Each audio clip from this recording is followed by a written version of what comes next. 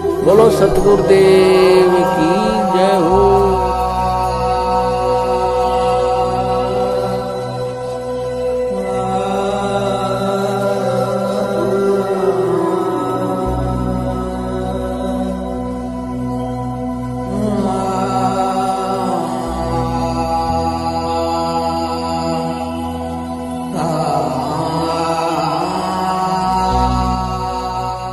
पहले तो बात है उनकी इस दलील पे विश्वास नहीं किया जा सकता पहली नजर में जी, लेकिन फिर भी ये अदालत में दलील दी जाएगी जो निचली अदालत होगी जिसमें केस ट्रायल होगा, उसमें अदालत क्या फैसला लेगी तो उस वक्त पता लगेगा जी। लेकिन प्रारंभिक तौर पर अगर इनको खुद को बंधक बनाया गया था, अगर हम इन्हीं की बात को सच मान लें जी, तो इनको बंधक बनाने वाले कौन थे? वो भी इन्हीं के लोग थे, इन्हीं के समर्थक थे। और जो अंदर महिलाएं और बच्चे जिनको बंधक जबरन तौर पर रखा हुआ था, जो महिलाएं और बच्चे बाहर निकले हैं, उन सब ने ये बताया, पत्रकारों को बताया, पुलिस को भी बताया, और अन्य जो वहां के नागरिक थे जो उनकी मदद कर रहे थे उनको भिजवाने के लिए उनके स्थानों पर, उनको भी बताया कि हमारे साथ जबरदस्ती करके हमें रोका गया और हमारे साथ जाती हुई जी। तो ये बात तो बिल्कुल नहीं मानी जा सकती रामपाल की इस दलील में, इस ड्रामे में। एक प्रकार से जैसे पहले ड्रामे इनके अनुयायी या इनके समर्थक या इनके प्रवक्ता जी पहले ही झूठे या गलत बयान देकर भ्रम की स्थिति पैदा करते रहे और ये कहते रहे कि रामपाल आश्रम के अंदर नहीं है, उसका इलाज कहीं और बाहर हो रहा है। और एवं तहलका लगातार ये बता रहा था।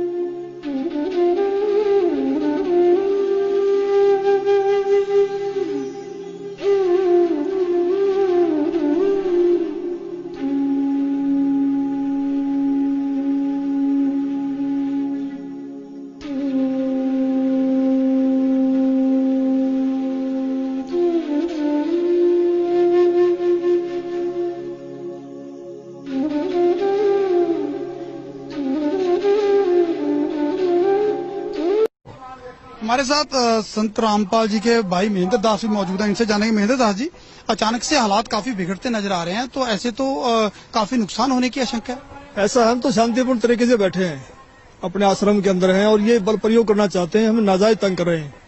लेकिन आश्रम के लोग भी जैसे टकराव की स्थिति में नजर आ रहे हैं, तो क्या कोई बीच का रास्ता नहीं निकल सकता? बीच का तो यही है कि माननीय न्यायाधीश को चाहिए कि अपने विचार करे। हमको डकैत नहीं है, इतना बड़ा ये केस नहीं है, एक कोर्ट की अवमानना केस उन्होंने खुद बनाया और खुद सुन रहे हैं, इसमें न्याय की उम्मीद है। लेकिन जिस तरह से पुलिस कह रही है यहाँ तो गिरफ्तारी करनी पड़ेगी क्योंकि हाई कोर्ट के आदेश हैं, तो क्या संत रामपाल आत्मसमर्पण कर सकते हैं? अब वो यहाँ है ही नहीं, स्वास्थ्य इलाज करवा रहे हैं, बाहर गए हैं, उनको बाहर शिफ्ट कर दिया हमने परसों। लेकिन क्या वो आत्मसमर्पण करने के लिए तैयार हो जाएंगे? अगर हमारी हाई कोर्ट में बेल कैंसिल करते हैं तो नहीं होंगे, तो नाजायज बेल कैंसिल करने जा रहे हैं और उस पर सुनवाई है। अब उस केस का इस अवमानना से क्या लिंक था? ये अवमानना बनाई इसीलिए गई थी कि उस बेल कैंसिल करके अंदर ठोक दें। एक सबसे बड़ा सवाल यही है कि आपका कहना है कि संत रामपाल आश्रम के अंदर मौजूद नहीं है। अगर संत रामपाल आश्रम के अंदर मौजूद नहीं है तो क्यों फिर पुलिस को रोका जा रहा है? पुलिस अगर जाकर के चेक करती है संत रामपाल नहीं होंगे तो पुलिस वापस चली जाएगी।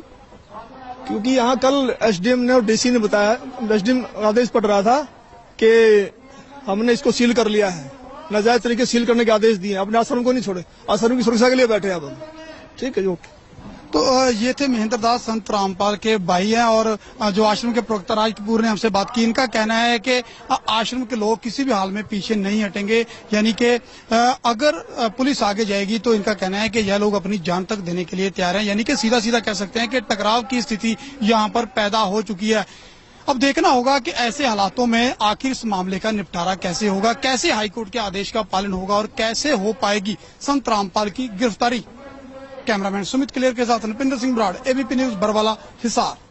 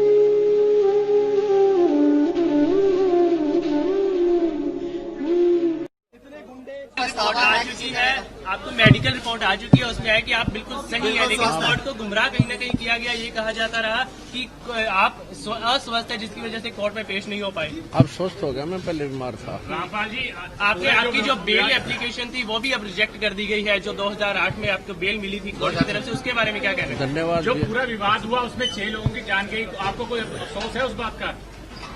बहुत अफसोस है जी। नहीं, जो आपने अपने अनुयायियों को जिम्मेदार ढाल कौन है बनाया इस चीज़ का? और आप पीछे छुपे रहे, मैंने किसी को नहीं, वो आप सही मानते हैं? मैंने नहीं बनाया किसी को, वो अपने आप ही बन रहे थे, मुझे भी रोक रखा था।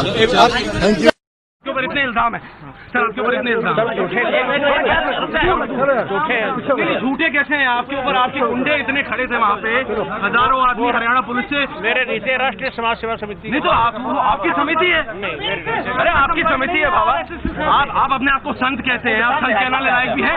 आप आपसे भी जवाब दीजिए, आपके वहाँ इतनी फोर्स, इतने गुंडे, इतने आर्मी खड़ी है हरियाणा पुलिस के ऊपर।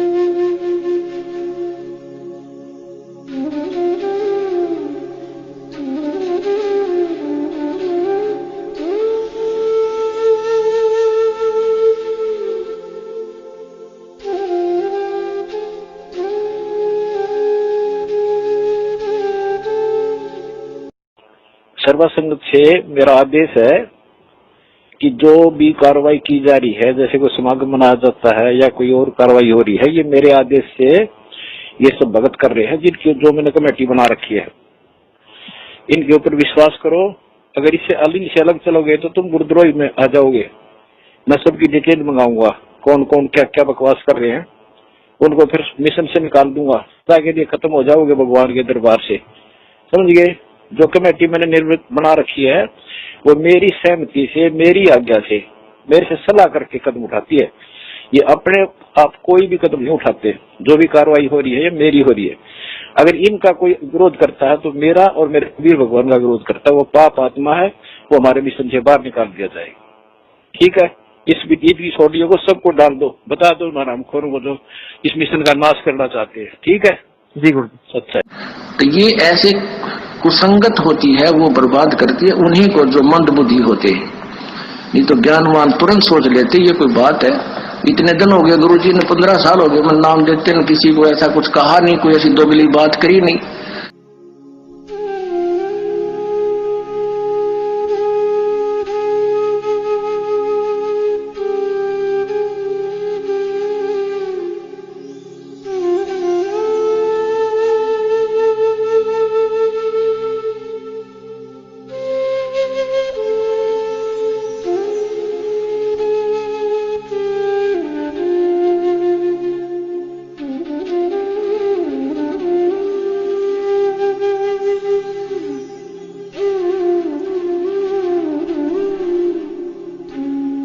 इस बारे में आपकी क्या राय है? हमारा संत रामपाल जी को और उसकी संगत को बहुत बहुत धन्यवाद।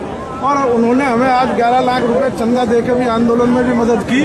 और मैं तो ये कहना चाहूंगा कि संत रामपाल जी के ऊपर भी जो जुल्म हुए, और उस जुल्म को जब वे उनके दर्शन करने उनके शरणार्थी जाते हैं तो उस पर भी तमाम अत्याचार किए जाते हैं, लाठियां बरसाई जाती है। सरकार उनको तंग कर रही, और जो आर्य समाज के और उनके बीच में डिस्प्यूट है उसको भी दूर कराने की कोशिश करेंगे, क्योंकि हम खुद आर्य समाजी हैं।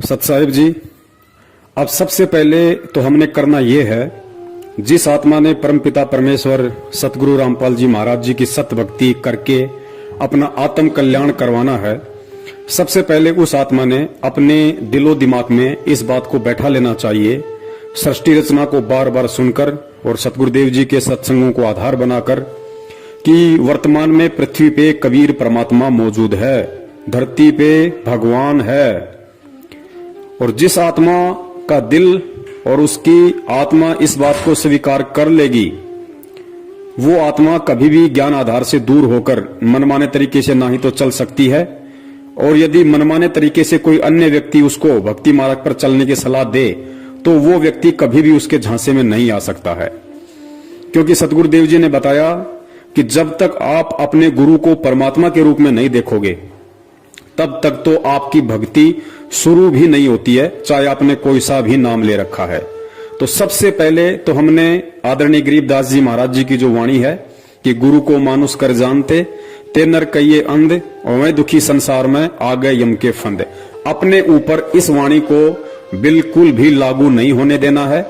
क्यों? क्योंकि हमने गुरु को मानुष नहीं समझना है, ना ही मानना है। और जिस आत्मा को यह समझ में आ गया कि गुरु रूप में इस पृथ्वी पे वर्तमान में साक्षात कबीर परमेश्वर मौजूद हैं, तो वो आत्मा विश्वास आधार से इस भक्ति पे दृढ़ होकर लगी रहेगी। फिर उस आत्मा को चाहे कोई कितना ही भ्रमित करने की कोशिश करे, उसे कोई कितने ही उल्टे सीधे आदेश सुनाए, उसे कोई कितना ही डराए धमकाए, वो आत्मा ज्ञान आधार के विपरीत नहीं चल सकती है। तो सबसे पहले हमने ये देखना है कि हिसार जेल में जो बैठे हैं वे सतगुरु रामपाल जी महाराज जी नहीं बल्कि कबीर परमेश्वर हैं। और सबसे बड़ा धोखा जो संगत खा रही है, जितने भी इन काल एजेंटों के बहकावे में आकर, सतलोक आश्रम मैनेजमेंट हरियाणा वालों के बहकावे में आकर, इनके तानाशाही फरमानों की पालना करके जितने भी लोग अपने कर्म फोड़ रहे हैं या सतगुरुदेव जी के ज्ञान विपरीत कर्म कर रहे हैं, उन सब ने हिसार जेल में केवल संत रामपाल जी महाराज जी को देखा है और देख रहे हैं। वो आत्माएं हिसार जेल में कबीर परमेश्वर को नहीं देख रही। उन्हें लगता है कि संत रामपाल जी महाराज जी एक संत हैं, एक गुरु है, और परमात्मा तो कबीर जी हैं जो सतलोक में बैठे हैं। और यही कारण है कि वो आत्माएं पिछले 6 वर्षों से धोखे पे धोखे खाए जा रही हैं। पुण्यात्माओं, विचार करना, 1 सेकंड के लिए आप भूल जाइए कि हिसार जेल में संत रामपाल जी महाराज बैठे हुए हैं। आप हिसार जेल में उस कबीर परमेश्वर को देखिए जिनकी हम दाढ़ी मूंछ वाली फोटो देखते हैं। आप भूल जाइए कि कोई संत रामपाल जी महाराज जी भी हैं। आप ये देखिए कि हिसार जेल में वर्तमान में जो बैठे हैं वे कबीर परमेश्वर बैठे हैं, सफेद दाढ़ी मूंछ वाले बैठे हैं। और जब आप उस कबीर परमेश्वर को सफेद दाढ़ी मूंछ वाले रूप में हिसार जेल में बैठा हुआ देखेंगे, और उसके बाद यदि आपसे कोई कहे कि हिसार जेल से कबीर परमेश्वर जी के आदेश आए हैं कि हमने हरियाणा की कांग्रेस सरकार को वोट डालना है, बीजेपी को हराना है, उसके 6 महीने बाद में आदेश आए कि हमने दिल्ली में केजरीवाल को हराना है और नरेंद्र मोदी की बीजेपी वाली पार्टी को जिताना है, जैसा कि सतलोक आश्रम मैनेजमेंट हरियाणा वालों ने ये सब नाटक किए हैं। संगत से कभी कांग्रेस को वोट डलवाए हैं तो कभी बीजेपी को वोट डलवाए हैं। आपको यदि हिसार जेल से आदेश आए कि आपने हरियाणा के जाट आंदोलन में शामिल होकर सरकार का विरोध करना है, आपको हिसार जेल से आदेश आए कि आपने राजस्थान की करनी सेना को समर्थन देना है, क्योंकि करनी सेना उस गैंगस्टर के समर्थन में है, उस गुंडे व्यक्ति के समर्थन में है जो 1-2 साल पहले पुलिस एनकाउंटर में मारा जा चुका था, जिसका नाम था गैंगस्टर आनंदपाल सिंह। क्या आप एक गैंगस्टर के समर्थन में उसकी सीबीआई जांच में खड़े हो सकते हैं जब आपकी अंतरात्मा इस बात को जान रही है कि हिसार जेल में साक्षात कबीर परमेश्वर दाढ़ी मूंछ वाले बैठे हैं? आप बिल्कुल भी इन आदेशों की पालना नहीं करेंगे। ना ही तो आप बीजेपी को वोट देंगे, ना ही आप कांग्रेस को वोट देंगे, ना ही आप किसी भी कुपात्र को दान देंगे, ना ही आप किसी भी गैंगस्टर की सीबीआई जांच का समर्थन करेंगे, जब तक आप हिसार जेल में दाढ़ी मूंछ वाले कबीर जी को देख रहे हैं। उसके बावजूद भी आप लोगों ने वो सारे उल्टे कर्म किए सतलोक आश्रम मैनेजमेंट हरियाणा के कहने पे। आप लोगों ने कांग्रेस को भी वोट दिए, आप लोगों ने बीजेपी को हराने के लिए कांग्रेस का समर्थन किया।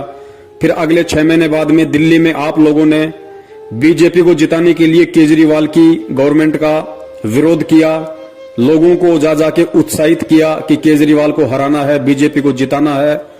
उसके बावजूद भी आप लोगों ने उसी गैंगस्टर आनंदपाल सिंह की सीबीआई जांच का समर्थन किया और आपने उसी राजपूत करनी सेना को राजस्थान के अजमेर में एक सभा के दौरान 5 लाख रुपए का चेक दिया। और उसके बाद उसी राजपूत करनी सेना का जब भिवानी के अंदर सम्मेलन था तो वहां भी आप लोग शामिल हुए।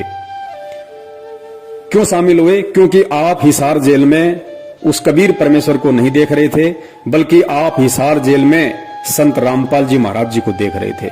अर्थात अभी तक आप लोगों ने अपने गुरु को कबीर नहीं माना, वरना आप ये कुक्रम, जब आपको ये कहा गया था कि ये हिसार जेल से गुरुजी का आदेश है, यदि उस समय आप अपने गुरु को कबीर के रूप में देख रहे होते तो कदापि आप इस तरह का कोई भी घटिया और ज्ञान आधारित आदेश नहीं मानते।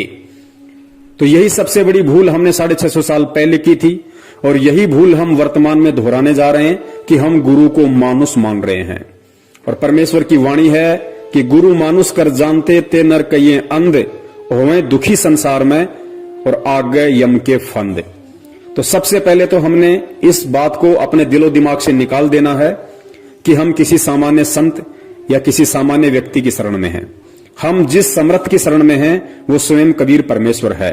और जब आपको इतना यकीन हो जाएगा तो आप ना ही तो किसी भी फर्जी नामदान केंद्र पे जाओगे, ना ही आप किसी को इन फर्जी नामदान केंद्रों से नाम दीक्षा दिलवाओगे, ना ही आप इन फर्जी नामदान केंद्रों से अन्य कोई दूसरा नाम लेने के लिए जाओगे, ना ही आप किसी हिसार की तारीखों पे घुटने तोड़ते हुए 10 गालियां खुद खाने और 10 गालियां अपने गुरुदेव को दिलवाने के लिए जाओगे, ना ही आप इन मनवस सतलोक आश्रम मैनेजमेंट हरियाणा वालों के किसी भी तानाशाही फरमान को मानोगे, क्योंकि आपकी आत्मा स्वीकार कर चुकी है कि मैं जिसकी शरण में हूं वो साक्षात कबीर है। और कबीर कभी भी दोगली बात नहीं कर सकता, कबीर कभी भी अपने भक्ति विधान के खिलाफ कोई भी आदेश नहीं दे सकता।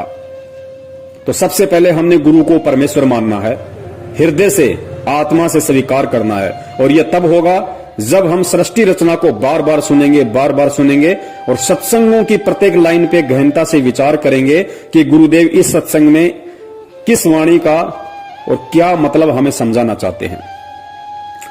उसके बाद में जिन लोगों को इन फर्जी नामदान केंद्रों से सन 2014 के बाद से नाम मिल चुका है, चाहे आपको प्रथम नाम मिल चुका है, चाहे आपको शतनाम मिल चुका है, और आज यदि आपको सच्चाई का पता चल गया है तो आपने सपने में भूलकर भी इन नामदान केंद्र और इन नामदान केंद्रों पे बैठे कुपात्रों की शक्ल तक नहीं देखनी है, वरना आप बहुत बड़े दोषी होगे। क्योंकि बरवाला कांड करवाने में मुख्य भूमिका सतलोक आश्रम मैनेजमेंट हरियाणा की ऊपर वीडियो में आप जी देख चुके हैं। और वही सतलोक आश्रम मैनेजमेंट हरियाणा का मुखिया महेंद्र भगोड़ा वर्तमान में सभी नामदान केंद्र खोल के बैठा है गुरु की आड़ में। तो आप यदि इन नामदान केंद्रों पे जाते हो, इन कुपात्रों को ज्योति पाठ दान का पैसा देते हो, इन कुपात्रों के फर्जी आदेशों को मानते हो, या इन कुपात्रों के कहने से आप जी गुरुजी की तारीखों पर हिसार में जाते हो व्यर्थ में अपना समय और पैसा बर्बाद करने, तो आप जी अभी अपने गुरु को कबीर परमेश्वर नहीं मान पाए हैं और आप जी भक्ति मार्ग में धोखा खा रहे हो। तो हमने बिल्कुल भी इन लोगों से किसी भी प्रकार का आध्यात्मिक संपर्क नहीं रखना है। तो जिन लोगों ने प्रथम नाम और सतनाम ले लिया है अनजाने में इन नामदान केंद्रों से, अब आगे उन्होंने इन नामदान केंद्र वालों से, सतलोक आश्रम मैनेजमेंट हरियाणा से, गुरुजी के परिवार वालों से और हर उस व्यक्ति से, चाहे वो भगत ही क्यों ना हो, जो सतगुरु के ज्ञान को आधार बनाकर नहीं चल रहा है और देखा देखी में चल रहा है, भेड़ चाल में, उस व्यक्ति से हमारा किसी भी प्रकार का कोई संबंध नहीं होना चाहिए। क्योंकि परमेश्वर कहते हैं कबीरा तहां जाइए रह संतन की प्रीत, इष्ट मिले और मन मिले, मिले सकल रस रीत।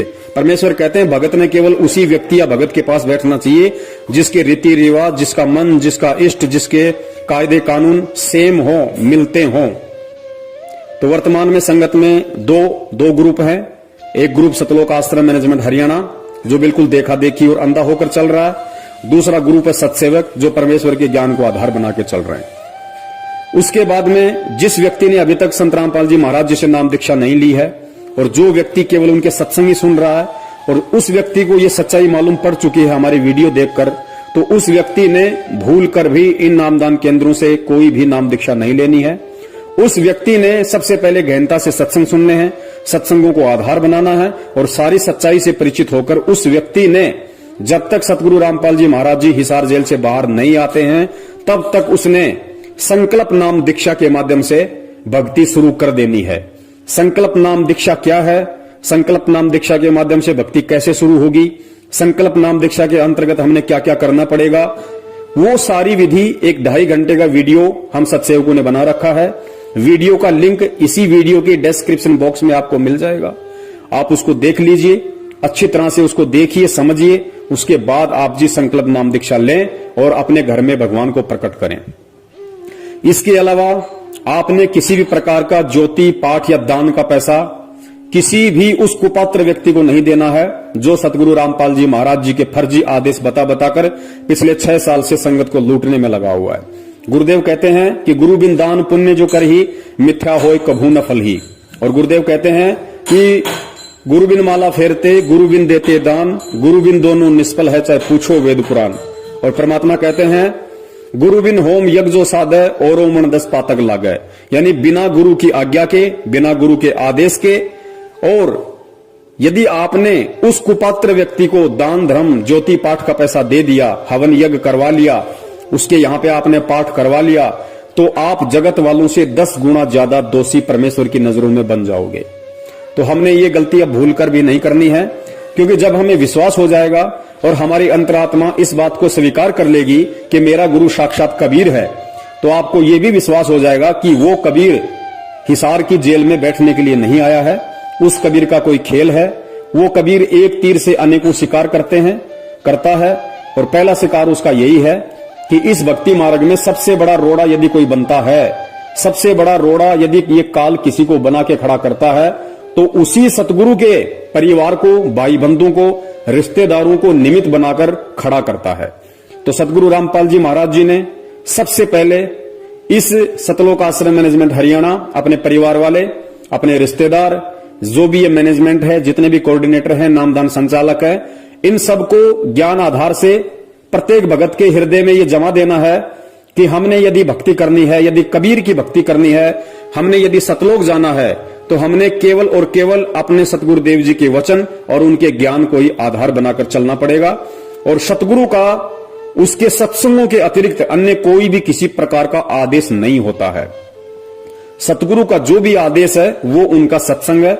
सत्संगों से बाहर सतगुरु कभी भी दोगली बात करते हुए अन्य आदेश नहीं देता है। जिस प्रकार इन लोगों ने उसी कबीर परमेश्वर का नाम लेकर हमसे राजनीतियां करवा दी, हमसे आरक्षणबाजियां करवा दी, हमें अनेक प्रकार के सामाजिक संगठनों के धरनों में बैठा दिया, हमसे राजनीतिक पार्टियों का समर्थन और उनकी वोटिंग के लिए गली गली गांव गांव जाकर हाथ फैलवा दिए, हमारे से गुंडों की सीबीआई जांच करवा दी, कुपात्रों को लाखों की संख्या में, करोड़ों में दान दिलवा दिया। तो हमने अब ये गलतियां बिल्कुल भी नहीं करनी है।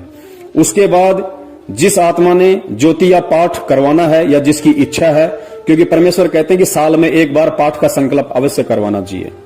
तो साल में एक बार का मतलब है, वर्तमान में गुरुदेव जेल में हैं, आज हमारे बीच में शरीर रूप में नहीं है, तो परमेश्वर ने उसकी विधि बता रखी है। परमेश्वर ने कहा कि साधु भूखा भाव का, धन का भूखा नाही, और जो कोई धन का भूखा वो साधु भी नहीं। यानी जो असल में संत होगा, सतगुरु होगा, जो कबीर होगा, वो माया का भूखा नहीं होता, वो धन का पैसे का भूखा नहीं होता, वो केवल भाव का भूखा होता है। तो हमने जहां अपने घर में परमेश्वर का दरबार लगा रखा है, वहां पे हमने दंडवत प्रणाम करके, यदि हमने ज्योति संकल्प करनी है तो हम ज्योति की प्रार्थना करेंगे, यदि हमने पाठ का संकल्प करना है तो हम पाठ का संकल्प करेंगे, और परमेश्वर को दंडवत करके हम ये प्रार्थना करेंगे कि हे परमपिता परमेश्वर, आपका दास या दासी आप जी के चरणों में ज्योति का संकल्प करता है। हे परमेश्वर, इस दास के इस संकल्प को स्वीकार करें, और परमात्मा जिस दिन आप साक्षात हमें दर्शन देंगे, जब आप आश्रम में आएंगे, परमेश्वर उस समय, आज मैं जो संकल्प कर रहा हूं आपकी प्रेरणा से, परमेश्वर उस समय जो भी पैसा आप बताएंगे, आप कहेंगे, उतना पैसा मैं आप जी के कर कमलों में दूंगा। तो साधु भूखा भाव का, धन का भूखा नहीं। परमेश्वर अंतर्यामी होता है, घट घट का वासी होता है। इस तरीके से हमने ज्योति पाठ का संकल्प करना है। सेम लाभ परमात्मा देंगे, क्योंकि ये सतगुरु का वचन है और भक्ति मार्ग में सतगुरु का वचन ही सर्वोपरि होता है, सर्वोत्तम होता है और सतगुरु का वचन ही उनके सत्संग होते हैं। इसके अलावा सतगुरु का यदि कोई सबसे बड़ा आदेश है तो सतगुरु के द्वारा हमें जो नित्य नियम दिया गया है वो सतगुरु का सबसे बड़ा आदेश है। हम सुबह सुबह जो नित्य नियम करते हैं वो केवल हमारे लिए आदेश है, सतगुरु का वो हमारे लिए आदेश है। हमने उन वाणियों पे अमल करना है, हम सभी ने उन वाणियों के अनुसार अपनी रहनी और करनी को करना है, जिससे कि सतगुरुदेव जी प्रसन्न हो, सतगुरुदेव जी हम पे खुश हो और हमारे को भक्ति धन से परिपूर्ण करें। तो आपने इस तरीके से जब तक सतगुरु रामपाल जी महाराज जी हिसार जेल से बाहर नहीं आ जाते हैं तब तक आपने इस ज्ञान को आधार बना के रखना है। और जब तक हम ज्ञान को आधार बना के नहीं चलेंगे, ज्ञान को आधार नहीं बनाएंगे, सतगुरु कभी भी हमारे से प्रसन्न नहीं होगा। परमेश्वर ने कहा कि 3 युगों से तुम्हें ये धर्म के ठेकेदार इसी तरह भगवान की आड़ में लूटते आए हैं और वर्तमान में भी यदि हम इन काले अंग्रेज और धर्म के व्यापारी सतलोक आश्रम मैनेजमेंट हरियाणा के हाथों लुटते रहेंगे, पिटते रहेंगे, तो पुण्यात्माओं फिर क्या फायदा उस परमेश्वर का ये शिक्षा देने का, और क्या फायदा फिर उस परमेश्वर से ये तत्व ज्ञान लेने का, और क्या फायदा फिर ये कबीर की भक्ति करने का। तो हमने हर स्थिति में सतगुरुदेव जी को खुश करना है, सतगुरुदेव जी को प्रसन्न करना है। और एक चीज अपने दिलो दिमाग से निकाल देना कि सतगुरुदेव किसी भी कानूनी प्रक्रिया से बाहर आएंगे। सतगुरु यदि बाहर आएगा तो अपने बच्चों को ज्ञान आधार से चलता हुआ देखकर आएगा, क्योंकि यदि हम अपने गुरु को कबीर मान रहे हैं और मान चुके हैं तो ये भी निश्चित है कि इस दुनिया की कोई भी जेल उस कबीर को 4 दीवारी में कैद करके नहीं रख सकती। वो कबीर अनंत कलाओं का स्वामी है, वो एक रूप में जेल में है, दूसरे रूप में हम सबके घर में और घट में विराजमान है, तीसरे रूप में वो सतलोक में बैठा हुआ है। और परमेश्वर भी कहते हैं कि मोकू कहां ढूंढे रे बंदे, मैं तो तेरे पास में। परमेश्वर हमें रोज संध्या आरती में पढ़ाते हैं कि घट ही में गंगा, घट ही में यमुना और घट ही में है जगदीश, सतगुरु तारेंगे। तो जब तक हम इन वाणियों पर विश्वास और अमल नहीं करेंगे और हम उस कबीर परमेश्वर को, उस गुरुदेव को यदि हम अपनी अज्ञानता और मूर्खता के चलते हम उनको नामदान केंद्रों पे देखेंगे, हम उनको हिसार में देखेंगे, हम उनको मैनेजमेंट के जो कि काल एजेंट है उसके सत्संगों में देखेंगे, तो पुण्यात्माओं हम कभी भी उस परमात्मा के दिल में जगह नहीं बना पाएंगे और कभी भी हम ज्ञान आधार से इस भक्ति पे नहीं चल पाएंगे। और जब तक हम ये दोनों गलतियां करते रहेंगे परमात्मा कभी भी हम पे प्रसन्न नहीं होगा। तो आप सभी ने इस ज्ञान को आधार बनाकर सतगुरुदेव जी को प्रसन्न करना है और अपने भक्ति धन को बचा के रखना है।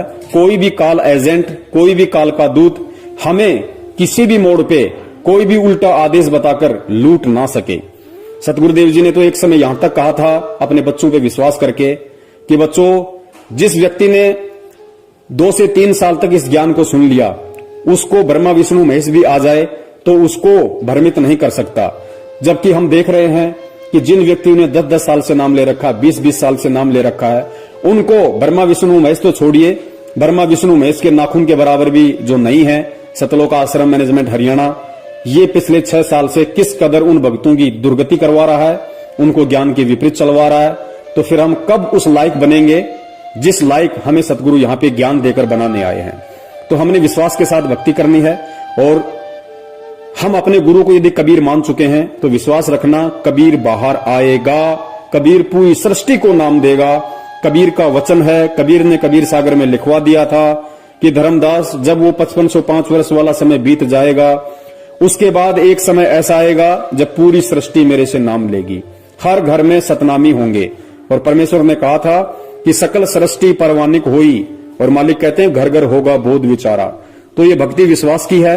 अगर विश्वास नहीं है तो चाहे आप कितनी ही भक्ति कर लो, कितना ही आप दिखावा कर लो, कितना ही आप दान धर्म कर दो, आपको कुछ भी मिलने वाला नहीं है। ठीक है, जो आप ये 5 यज्ञ आप जी करते हैं ये आपको मिल जाएगा, लेकिन आपको कबीर और उसका सतलोक नहीं मिलेगा।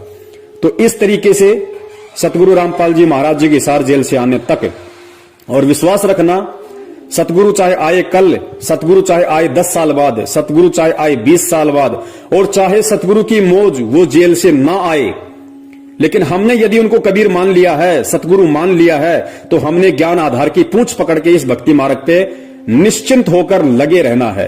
क्योंकि पुण्यात्माओं, विचार करना, सतगुरु के मिलने से पहले आप और हमें बिल्कुल भी नहीं पता था कि सतगुरु क्या होता है, सतलोक क्या है, मोक्ष क्या है, और हमारा ये जीवन प्राप्त करने का मकसद क्या है। तो परमात्मा ने खुद ही हमारा हाथ पकड़ा, खुद ही हमें ये जानकारी करवाई।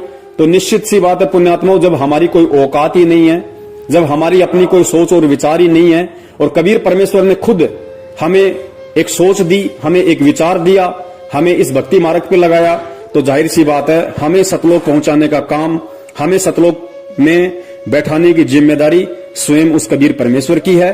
अब वो उनकी मर्जी, वो चाहे तो इस जन्म में बैठा दे, वो चाहे तो अगले 10 जन्म के बाद बैठा दे। हमें बिल्कुल भी इस बात की चिंता नहीं करनी है, क्योंकि हम अपना सब कुछ कबीर परमेश्वर को सौंप चुके हैं।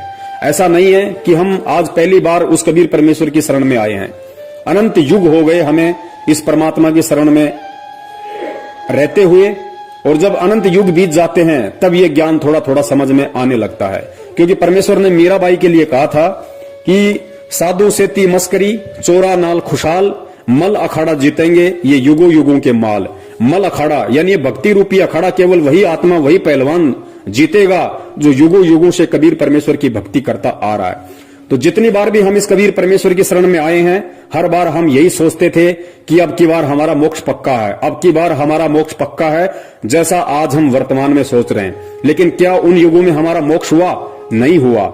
हमारे चाहने से कुछ नहीं होगा, क्योंकि परमेश्वर कहते हैं कि मनु मनोरथ ना कीजिए, तेरा किया ना होए, जय पानी से घी निकले तो लूखा खाए ना कोई। तो जब हमने अपना तन मन धन सब कबीर परमेश्वर को सौंप दिया है, तो हमने निश्चिंत हो जाना चाहिए कि वो परमेश्वर अब हमें 84 लाख योनियों में नहीं जाने देगा। जब तक हम पार नहीं हो जाते, जब तक हम सतलोक में नहीं पहुंच जाते, तब तक वो परमेश्वर हमें मानव जन्म देकर अपनी शरण में लेता रहेगा। तो इतना आश्वस्त प्रत्येक उस आत्मा को हो जाना चाहिए जो आत्मा अपने सतगुरु में कबीर को देख रही है। और यदि कोई अपने गुरु को संत रामपाल मान रही है, उन्हें एक मां के पेट से जन्म लिया हुआ जीव मान रही है, उन्हें मानुष समझ रही है, उस आत्मा की तो फिर दास कुछ नहीं कह सकता। उस आत्मा का तो फिर अपना संस्कार है, जैसा उसे मिलेगा वैसा ही उसे मिलना है। दास यहां जो बात कर रहा है, जो बता रहा है, वो केवल उस ज्ञान आधारी आत्मा के लिए बता रहा है जो आत्मा इस भक्ति मार्ग पर ज्ञान को आधार बनाकर और अपने मोक्ष प्राप्ति के मकसद से जुड़ी है या फिर आगे जुड़ने वाली है। तो दास का यही निवेदन है, इस विधि से यदि आप जो करते हैं, जो विधि परमेश्वर का ज्ञान बोलता है, मेरे अपने कोई विचार नहीं है, मेरी अपनी कोई सोच नहीं है, मैं 2 कौड़ी का जीव हूं।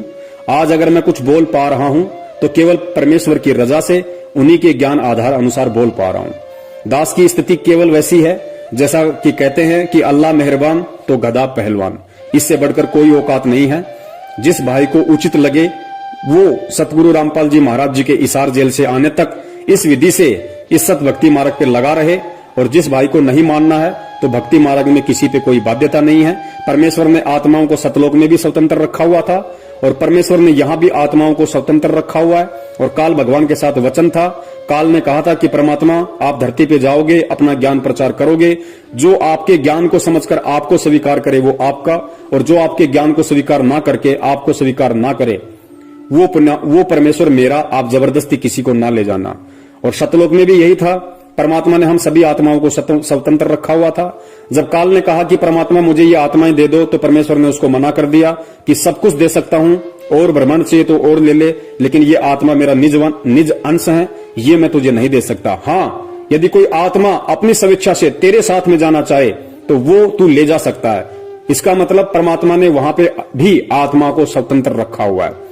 और वहां जब आत्माओं ने उस स्वतंत्रता का दुरुपयोग किया, नाजायज फायदा उठाया, तो उसका जो परिणाम है, जो सजा है, आज हम यहां अनंत युगों से गधे, कुत्ते और सूअर बनकर भोग रहे हैं। और वर्तमान में भी उसी परमात्मा ने हमें स्वतंत्र रखा हुआ है। और स्पेशली हिसार जेल जाने के बाद तो हम सबको खुला छोड़ दिया, बिल्कुल हमें अपने से अलग कर दिया कि अब तुम केवल मेरे द्वारा दिए गए ज्ञान को आधार बनाकर चलो, और ये साबित करो कि तुम कितना मुझे पहचान पाए, कितना तुम इस भक्ति मार्ग को पहचान पाए, और कितना अभी तुम सतलोक जाने के लिए तैयार हुए हो। तो आत्मा आज भी स्वतंत्र है, और स्वतंत्रता का ये फायदा काल उठा रहा है कि काल अपना चाल खेलकर, अपना दाव खेलकर इन आत्माओं को उसी गुरु की आड़ में, उसी गुरु के नाम से कभी राजनीति करवाता है, कभी आरक्षणबाजी करवाता है, कभी गुंडों की सीबीआई जांच करवाता है, कभी मनमाने तरीके से ज्योति पाठ करवाता है, तो दान का पैसा लेता है, जो कि सतगुरु के भक्ति विधान में बिल्कुल भी नहीं है।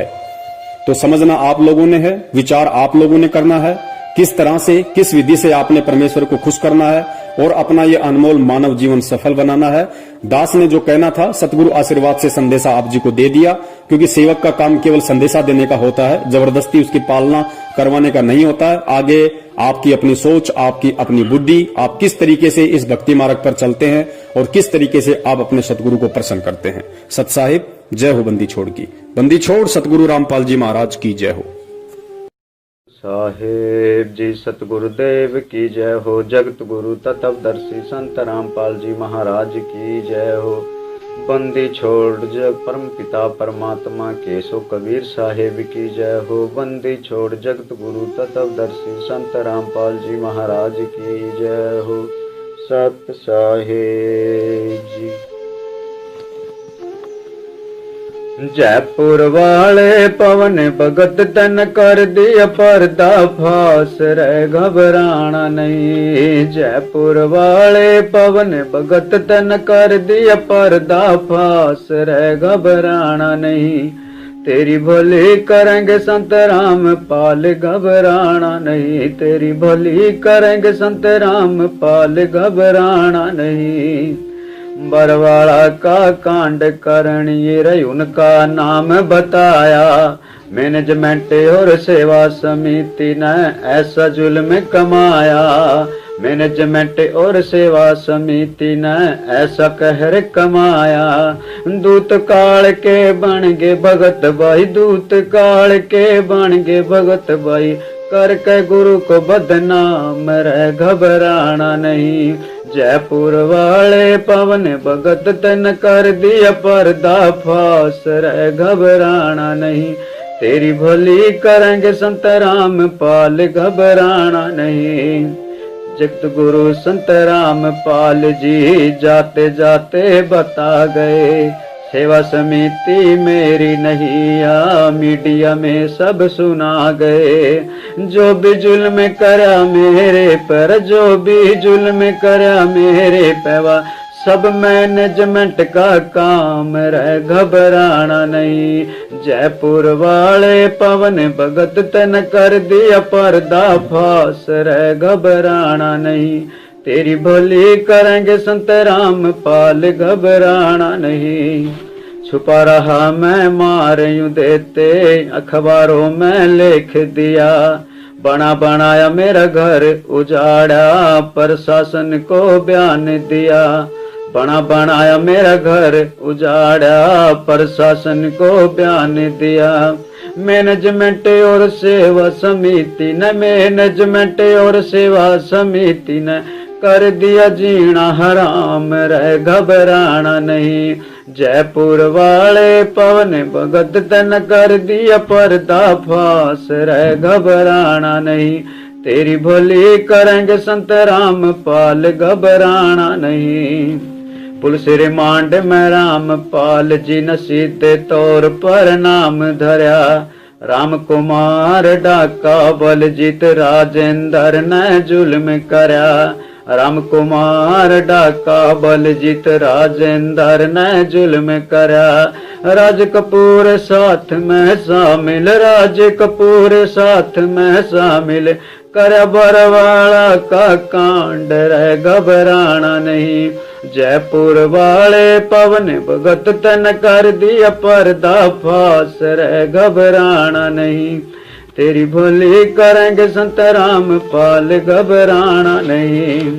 जगत गुरु को झूठ बताया मैनेजमेंट वालों ने, निर्दोष गुरु को दोषी बनाया इस सेवा समिति वालों ने। निर्दोष गुरु को दोषी बनाया सेवा समिति वालों ने। सजा करा कर उम्र कैद की, सजा करा कर उम्र कैद की। करे गुरु जी पे एहसान, रे घबराना नहीं। जयपुर वाले पवन भगत तन कर दिया पर्दा फास, रे घबराना नहीं। तेरी भली करेंगे संत राम पाल, घबराना नहीं। तेरी भली करेंगे संत राम पाल, घबराना नहीं। रामपाल मेरा सच्चा सतगुरु जिसने पड़ की तोड़ निभानी। रामपाल मेरा सच्चा सतगुरु, जिसने पड़गी तोड़ निभानी। जीते जी मेरे रामपाल ने दे दी है कुर्बानी। जीते जी मेरे रामपाल ने देती है कुर्बानी। सुन लो सत भगतो भाई सारे, सुन लो सत भगतो भाई सारे, बनियो नान जान रह घबराना नहीं। जयपुर वाले पवन भगत तन कर दिया पर्दा फास, रह घबराना नहीं। तेरी भोली करेंगे संत रामपाल, घबराना नहीं। गोंदवाला में रण सिंह कह रहा, चुप रहा ना जावे। गोंदवाला में रण सिंह कह रहा, चुप रहा ना जावे। सेवा समिति मैनेजमेंट का करना पड़ा सफाया। मैनेजमेंट और सेवा समिति का करना पड़ा सफाया। और सहा नहीं जाता हमसे, और सहा नहीं जाता हमसे, सतगुरु का अपमान, रह घबराना नहीं। जयपुर वाले पवन भगत तन कर दिया पर्दा फास, रह घबराना नहीं। तेरी भोली करेंगे संत रामपाल, घबराना नहीं। जयपुर वाले पवन भगत तन कर दिया पर्दा फास, रह घबराना नहीं। तेरी भोली करेंगे संत रामपाल, घबराना नहीं। तेरी भोली करेंगे संत रामपाल, घबराना नहीं। सत साहेब जी।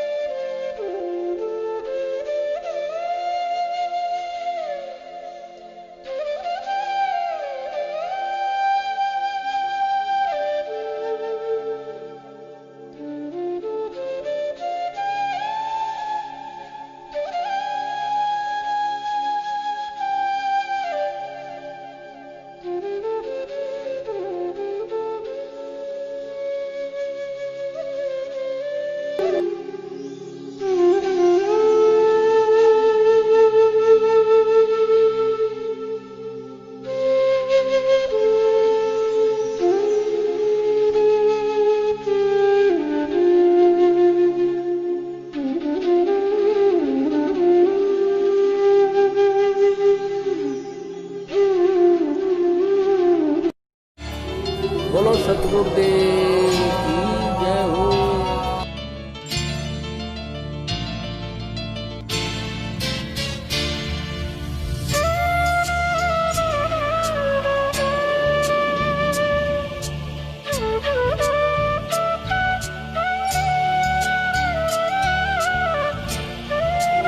बोलो सतगुरुदेव